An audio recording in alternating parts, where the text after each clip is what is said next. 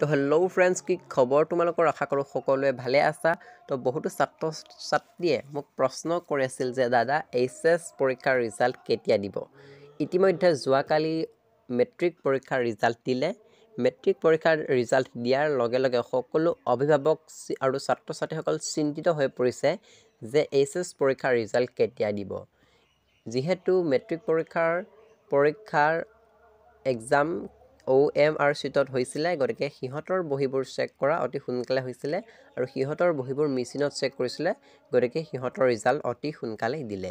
এতিয়া কথা হ'ল এইচএছ পৰীক্ষাৰ ৰিজাল্ট কেতিয়া দিব। যিহেতু এইচএছ পৰীক্ষাৰ বহীবোৰ চাই আছে, চেক কৰি আছে, সমাপ্ত হোৱা নাই, গতিকে আৰু এসপ্তাহৰ পিছত ৰিজাল্ট দিব বুলি মুখ্যমন্ত্ৰীয়ে কৈ আছে। গতিকে মুখ্যমন্ত্ৰী আৰু শিক্ষামন্ত্ৰীয়ে কৈছে যে এপ্ৰিলৰ শেষত আৰু মে' মাহৰ প্ৰথম সপ্তাহত এইচএছ পৰীক্ষাৰ ৰিজাল্ট দিব। কিমান দূৰ সত্য, এইটো নিউজ একেবাৰে ট্ৰু হয়, সত্য হয়। শিক্ষামন্ত্ৰীয়ে কৈছে যে এপ্ৰিলৰ শেষত আৰু মে' মাহৰ প্ৰথম সপ্তাহত এইচএছ পৰীক্ষাৰ ৰিজাল্ট দিব।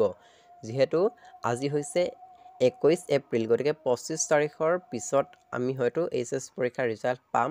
আৰু যদিহে 25 এপ্ৰিলত ৰিজাল্ট নাপাওঁ, তেনেহ'লে আমি মে' মাহৰ প্ৰথম সপ্তাহত ৰিজাল্ট পাই যাম। গতিকে ছাত্ৰ ছাত্ৰীসকলে চিন্তিত হোৱাৰ কোনো প্ৰয়োজন নাই।